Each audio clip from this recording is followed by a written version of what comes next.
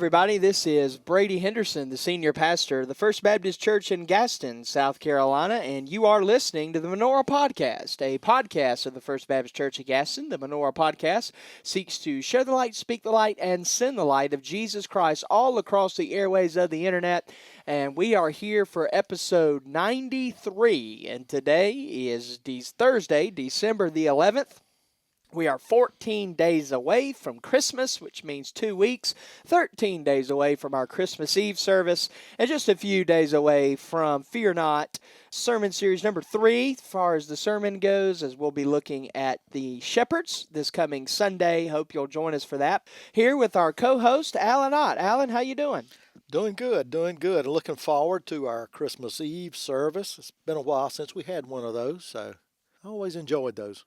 Yeah, so I guess kind of touch on that, obviously, to let our listeners know what we're planning on doing today. We're going to talk about our calendar of events, and you can pick that up in the Welcome Center. These will be printed and stapled for you. Believe it or not, we have an entire 6-page document of all the church events that are on the church calendar for 2026. So pretty helpful document when you're planning out your year and planning out different things and knowing what's going on. So that's pretty exciting. Obviously, just as a disclaimer, there will be things added to this as the year goes along, as God leads. But this is kind of the general, regular scheduling, if you will. Yeah, Alan, you mentioned, y'all used to do some Christmas Eve services. Talk to me about that. When was that? Who started that? And what were they like? Well, I don't exactly remember when, and I don't remember exactly who was pastoring, and just a few of them stand out in my mind.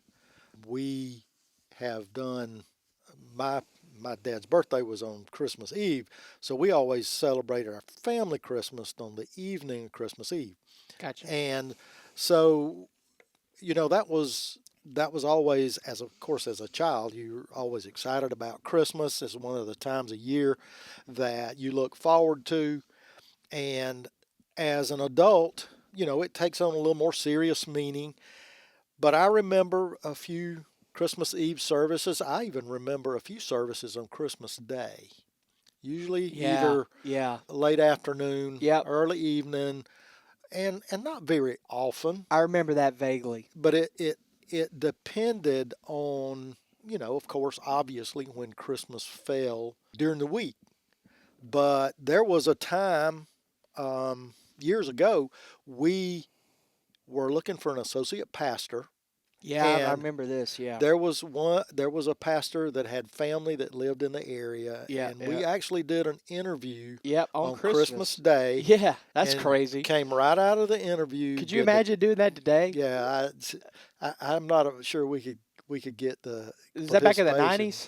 That was probably late 80s, early 90s. Okay, yeah, different day. And correct me if I'm wrong, if I'm remembering this story correctly. Didn't he tell you guys his financial needs, and it was like way over? Well, he told us. He said, he had an envelope. He said, I'm going to leave this envelope with you. He said, this is my current package. Gotcha. But he said, this package does not include my family here in the Midlands. This package doesn't include the call of God on my heart. Gotcha. So, he left that really open, which really impressed us that he could do that. But to me, Christmas has always been kind of a special time. Now I've lost both my parents. It's become much more of a contemplative time. I still enjoy Christmas. It's still special to me, but I spend a little more time in introspection, I guess. Well, that's awesome. And, I'm excited about Christmas Eve. It will be candlelight. The candles for Christmas Eve are on my desk as Hannah has ordered those. And so super excited about that. Kids did a great job last night at the children's choir presentation. And I got to be a part of it, so I enjoyed that with them. And so Let's talk a little bit, Alan, because some of our listeners might not know how this works as far as the calendar of events goes. And the church council meeting, not everybody is privy to that. That's obviously church leaders that lead ministries that have dates that they had to put on the calendar. And so when I first came, that was something the chairman deacons led, and then we transitioned that to where I lead that now. Other than Gary Farmer, I think I'm the only pastor that has led that, other than Gary. I know he was big on that. But it's been going around a long time. Y'all, we've been having them a long time. The meeting this past Sunday was 1 hour and 2 minutes, which very well could be a record for that meeting. Your thoughts on how that meeting went before we get into these calendar of events? Well, I thought the meeting went great. It is a time to interact with the other ministries of the church. So basically, in the room, I'll kind of shape this from my view. I was there representing our men's ministry, Brotherhood. And so basically, my task was to put all the dates on our church calendar that I knew of that involved our ministry, which is mainly our regular meeting dates. And so that is the time when you're looking at the calendar that you understand that in the month of November, the men's ministry meeting for the month of November normally falls on the Tuesday we have our church-wide supper. Mm-hmm, mm-hmm. So we know that we're not going to have one, so we can make that known within our group. There's also some times that we can run up against things and change our dates before they're published to not conflict with other ministries that may have coinciding participants and times. So Well, that's awesome. Yeah, so I thought it was really good. I was excited. It's always good to have everybody in the same room. It's really interesting just to kind of see, we think church growth is equivalent to numbers. That's not always the case.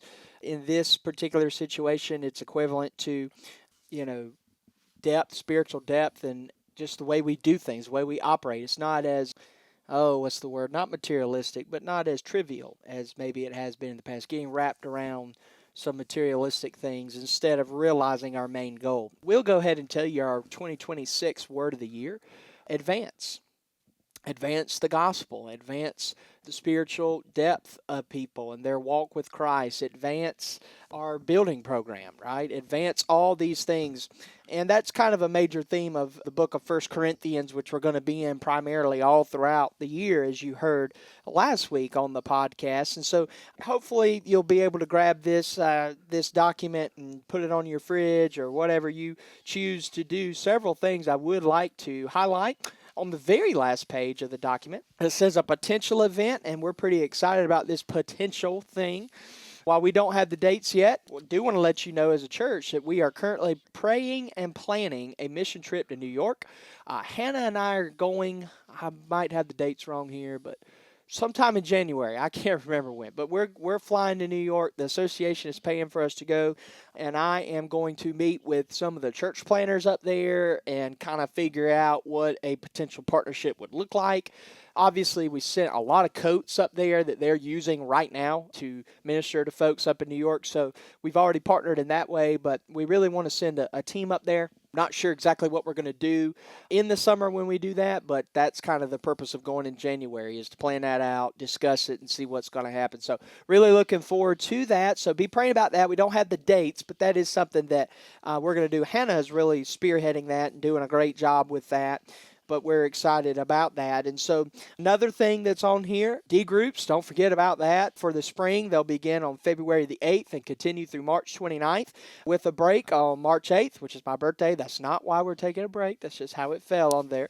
But and I am going to be out of the pulpit on the 1st, but I will be there on the 8th. And so that's a little bit as far as D groups go. We don't have the lineup yet. Well, hopefully, we're going to get that out in January. We're going to have to kind of roll that out for you. But as far as fall goes, September 13th through November the 1st is when D groups will be in the fall, which, when you're planning this calendar, it's kind of crazy because we just wrapped up D groups not too long ago. We haven't even had Christmas Eve, and we're already talking about next year, right? But that's part of the planning. And by the way, I do believe planning is a biblical thing. I believe that we should plan. I believe it's part of being a good steward of what God has given us as a church, resources, volunteers, the whole 9 yards. And so we will have fall break on Sunday, October the 11th. That is also our homecoming. So last year we moved homecoming from August back to October. Several reasons why I think we need to do that again. Number one, even if we break ground on our building tomorrow, it will not be finished by August. And so we still need to have it in October for the flexibility of space, being able to do it, have it outside, tables outside like we did this past year, just because we don't know. And if our church keeps growing, we're going to keep having that, right? So Mhm. anyway, so that was kind of the deal there. Dr. Larry Harrison, former pastor from 2009 to 2016, is going to be preaching. Tried to get him this past year, but he's had a lot of health issues and things. So, of course, pray for him, but hopefully he'll be here for that. November the 11th, we're going to have our special Veterans Day service. We are not going to do that on a Sunday this year. We're going to move that to a Wednesday. That is actually the way the calendar falls, advantageous for us. Veterans Day is actually on a Wednesday this year. So that's when we'll do our patriotic music. That's when we'll do our quilts of valor and all of that. And then I'm sure Velvet appreciates, I have all the dates of when the church office is closed. So anyway, so I'm sure she's happy about that. You'll also see on here, and we're just highlighting some. Of course, every month there's all kind of different things. But June 14th through 17th is going to be our Vacation Bible School each night at 6 p.m. We are going to have revival services, so that is going to happen again, and we're excited about that. The revival will be in August. I think that's a really good time to have revival. This time it is, I am asking for your commitment. It is going to be a longer revival than last year. Last year was 3 nights. This year it's going to be 5 nights. Why am I doing that? Well, we talk about all the time, well, we don't do it that way because we're afraid people won't come or whatever.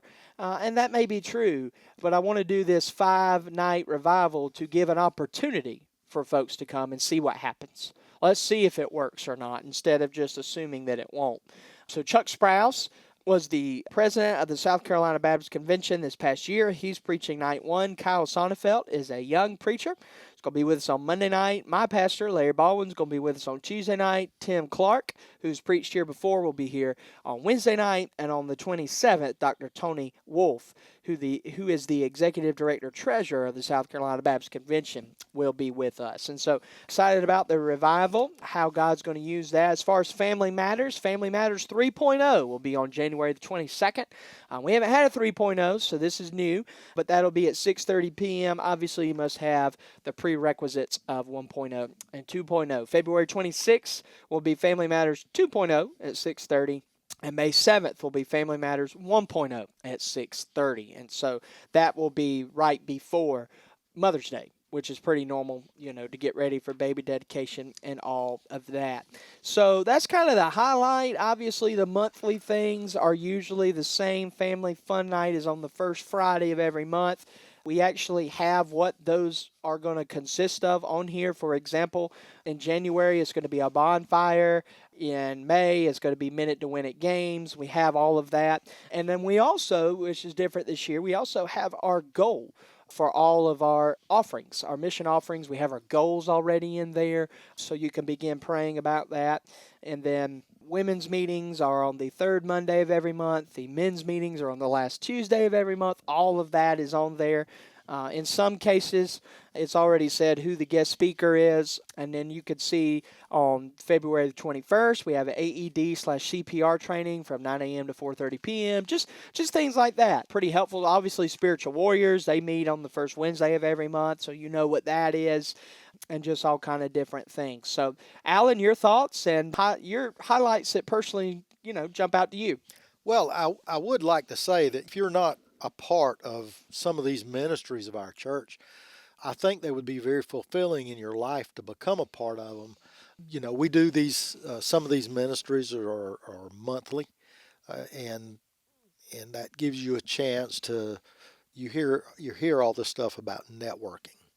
And generally speaking, when you're talking about networking with people, what you're doing is you're trying to find somebody that can help you out.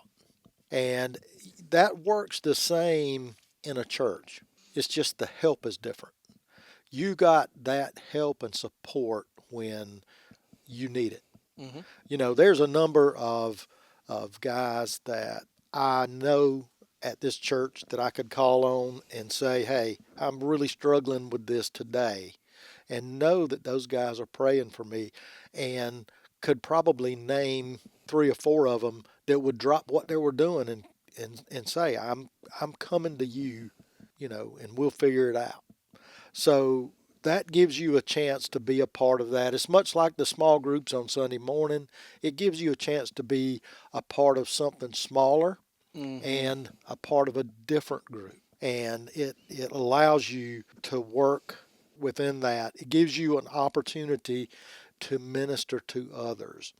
I think you should have a goal in your life of helping others, both on a regular basis and intentionally. Plan that you're going to help somebody. It doesn't always have to be financially, could be financially. The one thing I would caution people about in financial help is it's the easy way out often, Mm-hmm. because you don't have to invest emotionally, you don't have to invest your time in it. But these ministries can be really fulfilling, and they can also be a great support for you as you live your life as well. The game night that they have for the kids on Fridays, first Friday of the month, that's a time, and it generally doesn't cost anything. No. It's usually you get a meal, Yeah. Yeah. and there's Fellowship, some games. yes, some sort of an activity. Your child gets to spend time with children of their own ages that they may not get to see at school. So it's just a way of being able to, it's basically a snapshot of the ministry of our church for an entire year's period. It gives you an opportunity to see what other areas are doing. Absolutely, absolutely. I think it's cool. I've wanted to do this the entire 5 years I've been here, and this is the first time that we have it all on one document. Taking me a while to kind of get everybody up to speed. Not everybody likes to plan or can plan that far in advance, and obviously all these events, what's going to happen at them might not necessarily be planned out, but the fact that they're happening and the time and the location is all there, which is really important. And so I'm pretty proud of it. I like it. It helps me know what's going on. And like I said at the council meeting, this doesn't mean that church leaders can't add stuff as we go along. There's always stuff to add. Right. And one thing I believe that the Lord calls us as Christians, as church members, not necessarily as church leaders, but as church members.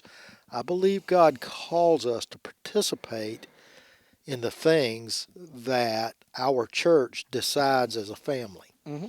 And I believe that if you, I love to travel, and I already know when I'm going to be gone, and I generally plan any of my other trips that I take throughout the year around my events at church. Mm-hmm. It just doesn't feel right not to be here on Sundays and Wednesdays. Yep. Yep. Yep. And I'm glad you do that because so many people don't do that. I get frustrated with that. I'm not even going to get on that tangent. God's doing a lot of things in our church where we've got changes, things happening.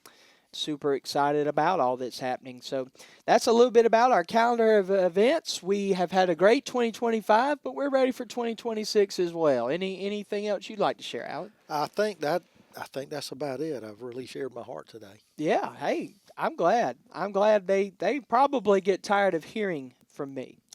So I don't think that. If you look at the Sunday morning attendance, it's still pretty good. well, so far, so far. All right, guys, thank you so much for tuning in to the Menorah Podcast. The podcast seeks to share the light, speak the light, and send the light of Jesus Christ all across the airwaves of the internet. Don't forget, the Swansea Tiger Sports Network will be live on January the 5th. We'll be calling a basketball game at Swansea High School against Pillion High School. The Tigers are having a rough season so far. 0-4 are the men. The women are doing pretty well. They're 2-0, but the men are struggling. So thank you so much, and Lord willing, we'll see you this coming Sunday. Bye, guys.